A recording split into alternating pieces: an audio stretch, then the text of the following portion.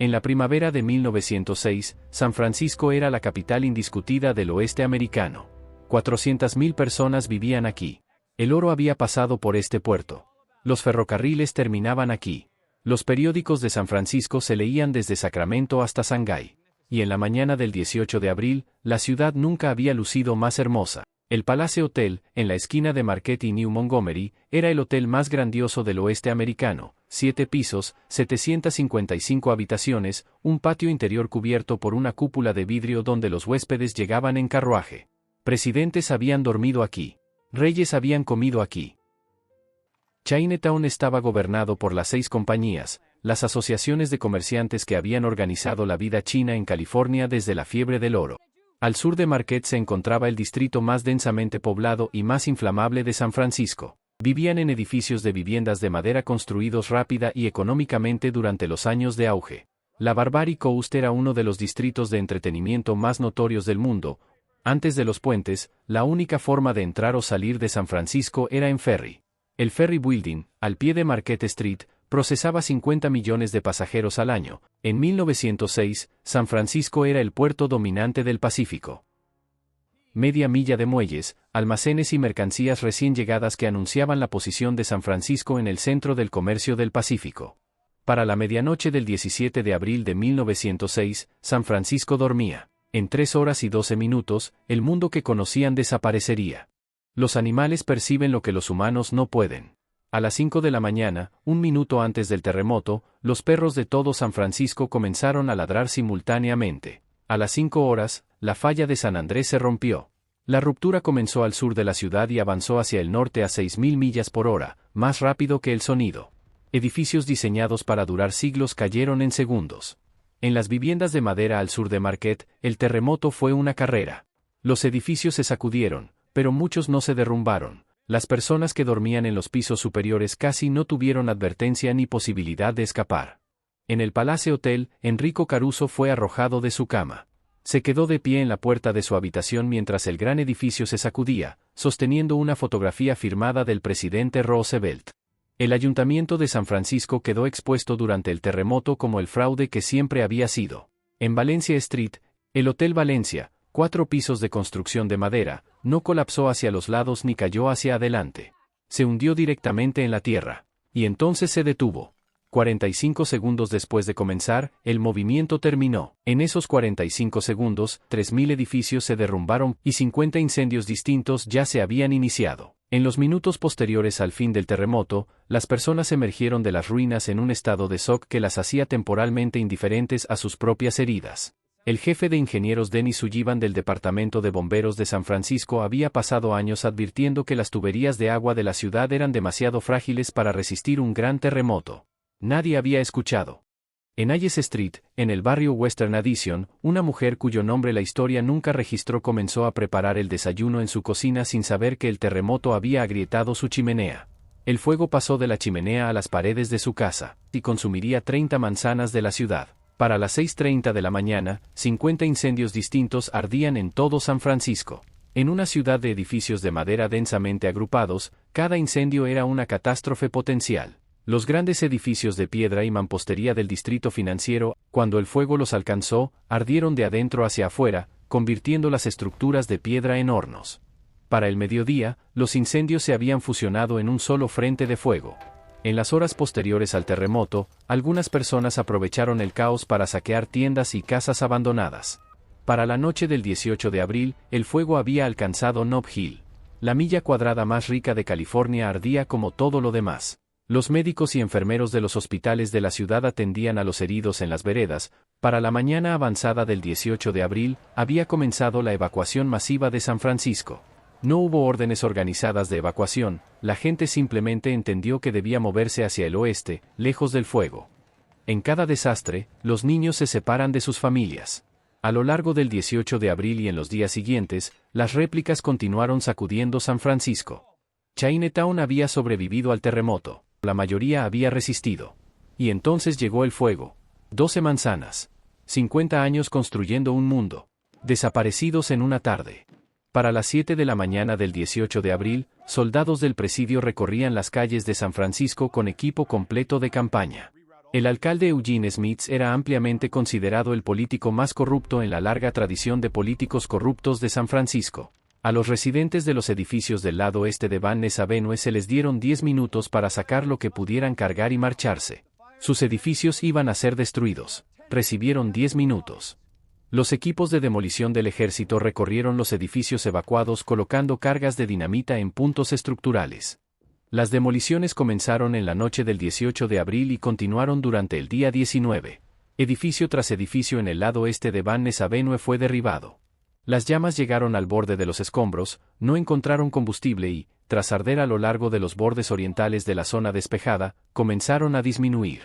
Con el sistema de agua de la ciudad destruido, la Marina de Estados Unidos envió barcos a la bahía con equipos de bombeo. La barrera de fuego de Van Ness no funcionó perfectamente. En una sección, el fuego encontró un camino para cruzar, a través de un edificio que no había sido completamente despejado. Los soldados y policías que defendieron los distritos aún intactos de San Francisco contra el fuego permanecieron despiertos durante más de 70 horas. La columna de humo que se elevaba desde la ciudad podía verse desde barcos a 100 millas en el mar. Tras más de 60 horas de incendio, el viento cambió de dirección. Giró para soplar desde el oeste, empujando el fuego de regreso hacia zonas ya quemadas. 74 horas y 3 minutos después del terremoto, el último incendio en San Francisco fue extinguido. Cuando el humo se disipó, la magnitud total del daño se hizo visible por primera vez. 28.000 edificios destruidos. 500 manzanas reducidas a escombros y cenizas. En los días posteriores a los incendios, decenas de miles de habitantes de San Francisco regresaron para encontrar el lugar donde habían estado sus hogares. Las bóvedas ignífugas de los bancos de San Francisco sobrevivieron perfectamente. El dinero y los documentos en su interior estaban intactos. 300.000 personas se quedaron sin hogar a causa del terremoto y el incendio. Los niños en los campamentos de refugiados se adaptaron más rápido.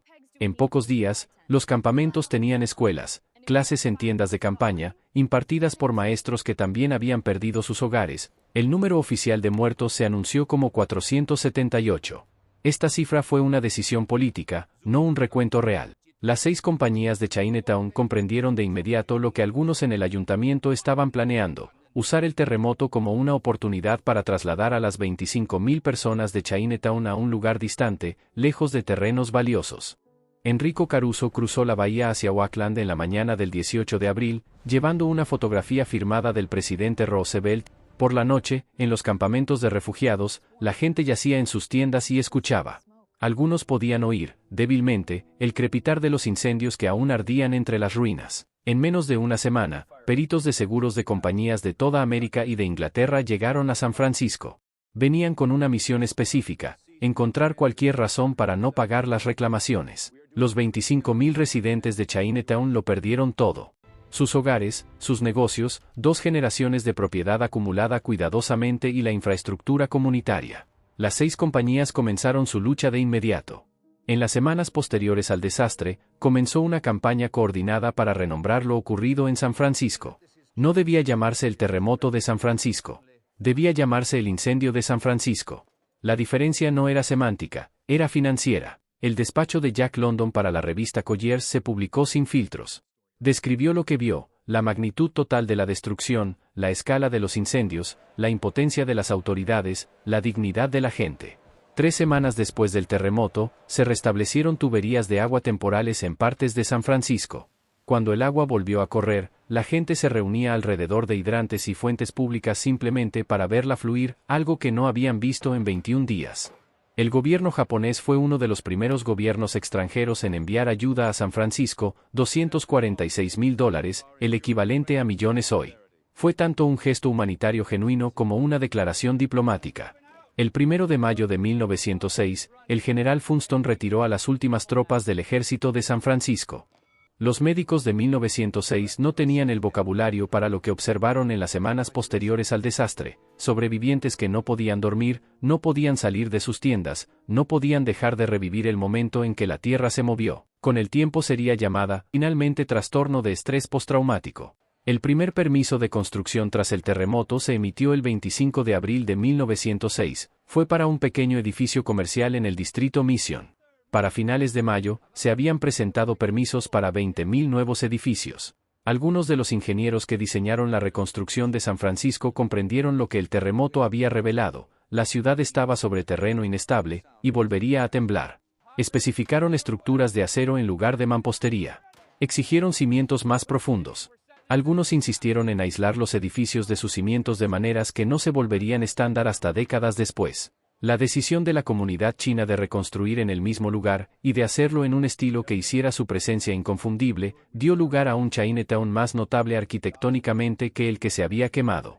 Para la Navidad de 1906, 8 meses después del terremoto, los campamentos de refugiados en Golden Gate Park estaban en gran parte vacíos. La mayoría de los habitantes de San Francisco había encontrado viviendas permanentes o semipermanentes. El 18 de abril de 1907, exactamente un año después del terremoto, el Hotel Fairmont abrió sus puertas en Nob Hill. Para 1909, 3 años después del terremoto, la mayor parte de San Francisco había sido reconstruida. En 1915, San Francisco acogió la Exposición Internacional Panamá-Pacífico, una feria mundial diseñada para anunciar al mundo que la ciudad destruida 9 años antes no solo había sido reconstruida, sino que era mejor que nunca. De las 5.610 cabañas de ayuda construidas por la ciudad en 1906, se cree que aproximadamente 20 aún existen hoy, trasladadas de sus ubicaciones originales en parques y terrenos vacíos, utilizadas ahora como cobertizos de jardín, estudios o espacios de almacenamiento. Las famosas Painted Ladies de Alamo Square, la fila de casas victorianas hecha famosa por innumerables postales, sobrevivieron al terremoto e incendio de 1906 porque estaban al oeste de la barrera cortafuegos de Van Ness Avenue. En Nob Hill, los muros exteriores de la mansión Flat sobrevivieron al incendio. La piedra marrón de Connecticut demostró ser resistente al fuego, aunque no al terremoto. El edificio fue reconstruido como el Pacific Union Club y aún se mantiene en pie hoy. Cada año, el 18 de abril a las 5:12 de la mañana, un pequeño grupo de personas se reúne en la fuente de Lotta, en la esquina de Marquette y Kearney. Son los sobrevivientes del terremoto y sus descendientes. El Servicio Geológico de Estados Unidos monitorea continuamente la falla de San Andrés con una red de sismógrafos. El 17 de octubre de 1989, a las 5:04 de la tarde, un terremoto de magnitud 6,9 golpeó el área de la bahía de San Francisco, más pequeño que el de 1906, pero dentro del mismo sistema de fallas. San Francisco hoy tiene cisternas subterráneas de agua, las que el jefe Sullivan pidió en 1905 y le fueron negadas. Las 400.000 personas que vivían en San Francisco en 1906 eran, en su gran mayoría, inmigrantes o hijos de inmigrantes. De manera notable, dada la magnitud de lo ocurrido, miles de fotografías del terremoto e incendio de 1906 sobreviven. Durante décadas, el número oficial de muertos del terremoto de San Francisco de 1906 se mantuvo en 478. Fue Gladys Hansen, archivista de la ciudad de San Francisco, quien dedicó 40 años a revisar certificados de defunción, registros forenses, registros hospitalarios y archivos de periódicos para establecer que el número real fue de al menos 3.000. San Francisco hoy es una de las ciudades más caras, más fotografiadas y más descritas del mundo. La ciudad que los turistas fotografían, que los trabajadores tecnológicos habitan, que millones visitan, es en su mayor parte una ciudad construida después de 1906, sobre las cenizas y la memoria de la ciudad que ardió.